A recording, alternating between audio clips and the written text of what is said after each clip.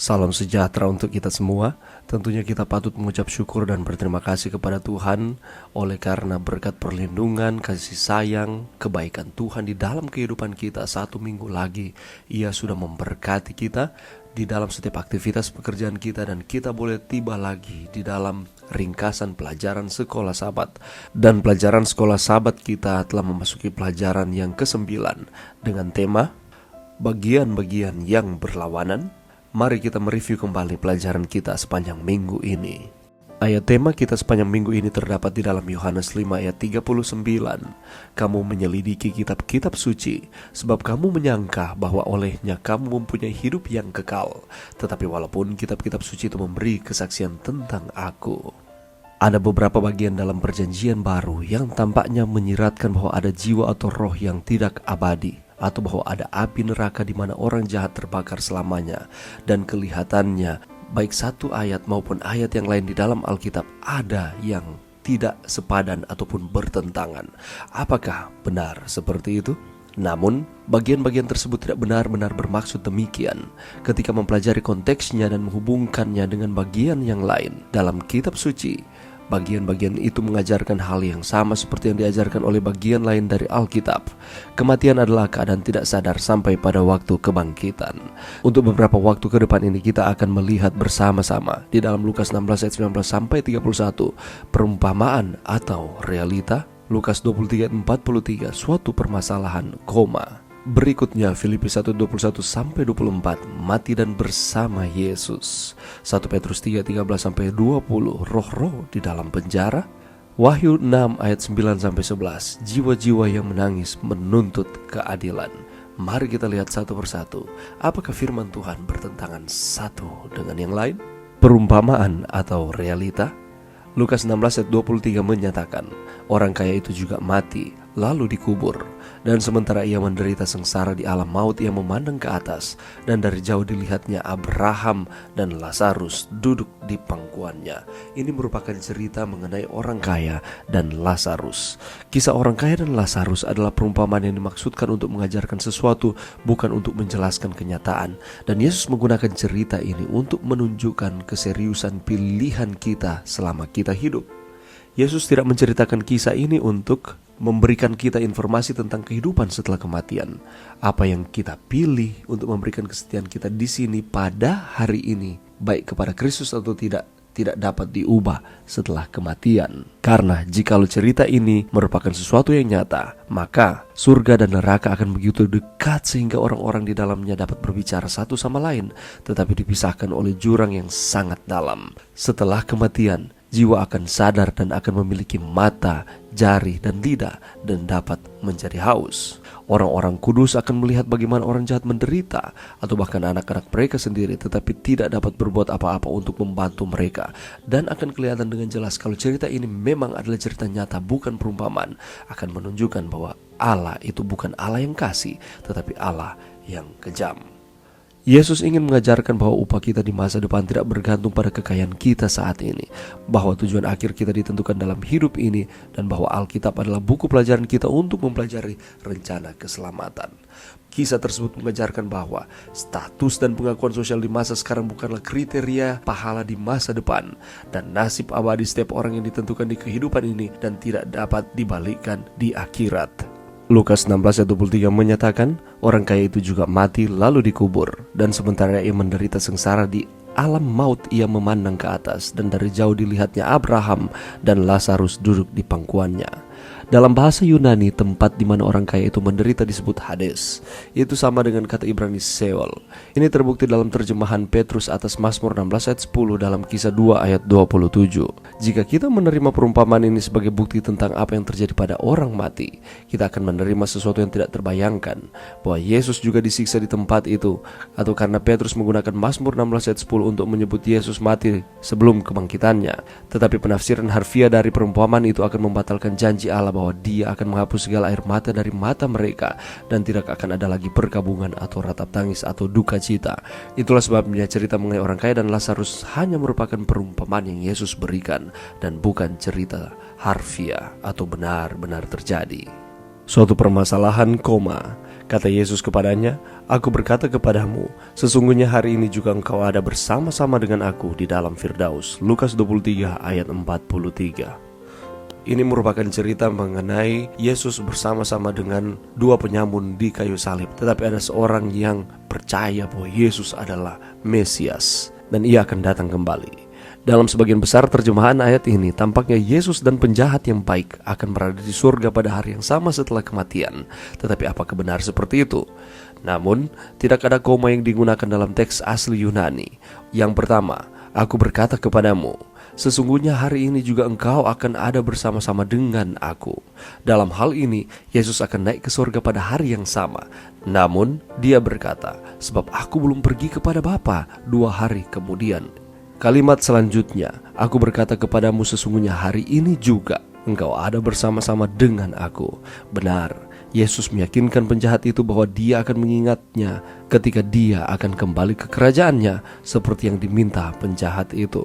Bukan mereka langsung pergi ke surga, tetapi mereka mati ketika setelah proses penyaliban tersebut. Dan Yesus bangkit kembali, tetapi pencuri tersebut tetap di dalam kematian peristirahatannya. Dan ketika Yesus datang kembali, maka ia akan mengingat pencuri itu beserta dengan umat-umat Tuhan yang setia kepada Tuhan. Dan ia akan membangkitkan dan akan terjadi reuni besar bagi umat-umat Tuhan yang setia kepadanya. Dan realisasi keselamatan itu akan diberikan kepada kita, dan kerajaan sorga menjadi milik kita. Dan ini kembali menunjukkan bahwa Alkitab tidak bertentangan satu dengan yang lain. Mati dan bersama Yesus, Filipi 1:21 dan 23. "Karena bagiku hidup adalah Kristus dan mati adalah keuntungan. Aku ingin pergi dan diam bersama-sama dengan Kristus. Itu memang jauh lebih baik." Paulus ragu-ragu, apakah lebih baik hidup dan bekerja demi gereja dan Injil, atau mati dan bersama Yesus beristirahat dari pekerjaan berat? Mati dan bersama Yesus, Paulus mengajarkan bahwa orang-orang kudus sedang tidur sampai kedatangan Yesus yang kedua. Dia tidak berharap untuk menerima mahkota sampai saat yang akan datang. Bukankah dia bertentangan dengan dirinya sendiri? Orang mati tidak sadarkan diri. Oleh karena itu, setelah Paulus meninggal, hal berikutnya yang akan dia lihat adalah wajah Yesus dalam kedatangannya yang kedua setelah dibangkitkan. Akan selama-lamanya bersama-sama dengan Tuhan. Bukan ketika dia mati dia akan langsung pergi bersama-sama dengan Yesus dalam kerajaan sorga. Tetapi konsepnya sama seperti dengan cerita-cerita sebelumnya. Walaupun mengalami istirahat melalui kematian, tetapi pada saat kedatangan Tuhan, maka baik Rasul Paulus maupun umat-umat Tuhan akan dibangkitkan dan masuk ke dalam kerajaan sorga. Paulus sedang berbicara tentang orang-orang percaya yang telah mati sebagai mereka yang tidur di dalam Kristus, dan yang akan dibangkitkan pada kedatangan Kristus yang kedua kali untuk menerima hidup yang kekal. Firman Tuhan tidak bertentangan satu dengan yang lain. Roh-roh yang di dalam penjara, 1 Petrus 3:18 dan 19. "Tetapi yang telah dibangkitkan menurut roh, dan di dalam roh itu juga ia pergi memberitakan Injil kepada roh-roh yang di dalam penjara." Siapakah roh-roh di penjara yang kepadanya Yesus berkhotbah oleh roh? Beberapa orang mengatakan bahwa mereka adalah malaikat yang jatuh berdasarkan 2 Petrus 2 ayat 4 dan Yudas 6. Namun mengapa dia berkhotbah kepada mereka yang tidak mau bertobat lagi? Petrus dengan jelas menyatakan bahwa mereka adalah orang-orang kuno yang memberontak yang mendengar khotbah Nuh. Nuh berbicara dengan roh Kristus seperti semua nabi lainnya, menawarkan keselamatan kepada orang-orang sesamanya. Itulah sebabnya ketika kita mempelajari suatu ayat dan kelihatannya itu bertentangan, kita harus mempelajari secara keseluruhan dari konteks pasal yang kita pelajari itu, sehingga kita dapat mengetahui apa maksudnya. Dan yang dimaksudkan di dalam 1 Petrus 3:18 dan 19 ini ialah di zaman Nuh ada banyak orang-orang yang tidak mau mendengarkan akan firman yang diberikan. Dan kita tahu bersama peristiwa air bah, banyak yang dibinasakan oleh karena ketidaktaatan mereka. Dan Nuh berbicara dengan roh Kristus, firman Tuhan yang dinyatakannya kepada orang-orang sesamanya. Petrus menggunakan ungkapan roh-roh yang di dalam penjara untuk merujuk pada orang-orang yang diperbudak oleh dosa. Ayat-ayat Petrus tulis untuk menyatakan apa artinya menjadi setia, dan itu bukan membicarakan tentang keadaan orang mati. Jiwa-jiwa yang menangis menuntut keadilan. Wahyu 6 ayat 9, dan ketika anak domba itu membuka meterai yang kelima, aku melihat di bawah mezbah jiwa-jiwa mereka yang telah dibunuh oleh karena firman Allah dan oleh karena kesaksian yang mereka miliki. Pembukaan meterai Wahyu kelima mengungkapkan pemandangan yang tidak biasa. Jiwa para martir terlihat secara kiasan di bawah mezbah menangis kepada Tuhan untuk membalas dendam. Dan ada beberapa komentator cenderung mengidentifikasi mezbah ini sebagai mezbah dupa yang disebutkan di bawah meterai ketujuh. Tetapi rujukan pada darah membawa kita untuk melihat di sini suatu kiasan ke mezbah korban bakaran di mana darah korban dicurahkan. Sebagaimana darah korban-korban itu biasa dipercikan di sekeliling mezbah, demikian pula darah para martir secara simbolis dicurahkan di mezbah Tuhan pada waktu dengan tetap setia kepada firman Allah dan kesaksian Yesus, dan mereka kehilangan nyawa mereka. Apakah Yohanes melihat jiwa-jiwa yang tidak berwujud dari para martir berbicara dengan Tuhan di surga? Kalau kita lihat kembali, mezbah dalam ayat ini adalah mezbah korban bakaran. Itu terletak di pelataran yang melambangkan bumi, dan jiwa mewakili orang-orang yang menjadi martir di bumi atau mati syahid oleh karena kebenaran. Teriakan itu bukan literal, tetapi adalah simbol, seperti darah Habil yang menangis dalam Kejadian 4 ayat 10. Masihkah kita ingat cerita ini? Ini bukan terjadi secara literal, tetapi hanya secara simbol. Mereka tidak akan menerima upah apapun sampai kedatangan yang kedua, ketika jumlah mereka yang dimeteraikan akan lengkap. Jadi seluruh adegan di dalam cerita ini adalah pernyataan, gambaran, dan simbolis. Di dalam pasal tersebut juga dinyatakan bahwa mereka beristirahat untuk beberapa saat lebih lama. Dan ketika digabungkan dengan gagasan tidur yang digunakan di seluruh Alkitab untuk kematian, membuat pembaca memahami bahwa orang-orang kudus yang setia kepada Tuhan harus tinggal di kuburan mereka sedikit lebih lama, yaitu sampai kedatangan Kristus yang kedua kali. Jiwa mereka tidak hidup lalu bergentayangan, tetapi ini merupakan simbol di mana ada banyak umat-umat Tuhan yang setia kepada Tuhan, yang dibunuh oleh karena firman Allah dan oleh karena kesaksian yang mereka miliki, yakni kesaksian Yesus tersebut, yang oleh karena ketidakadilan dunia mengalami kematian. Tetapi mereka saat ini sedang beristirahat dan menunggu kebangkitan manakala Tuhan datang dan akan membangkitkan umat-umat Tuhan yang sedang tidur untuk dibangunkan menuju kekekalan.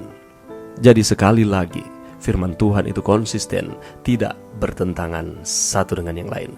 Dan kalaupun ada pandangan-pandangan yang kelihatannya tidak sesuai di dalam firman, bukan firman yang salah, tetapi kita sebagai manusia yang masih keliru di dalam mempelajari akan firman tersebut. Itulah sebabnya mari kita selalu meminta tuntunan Roh Kudus menerangi akan pikiran kita, sehingga firman Tuhan itu akan dihidupkan di dalam kehidupan kita. Mari berdoa. Terima kasih Tuhan atas firman-Mu sepanjang minggu ini. Bantu kami Tuhan untuk kami dapat tekun mempelajari akan firman-Mu, dan tanamkan di dalam pikiran kami bahwa firman Tuhan tidak bertentangan satu dengan yang lain. Ini doa kami di dalam nama Yesus. Amin.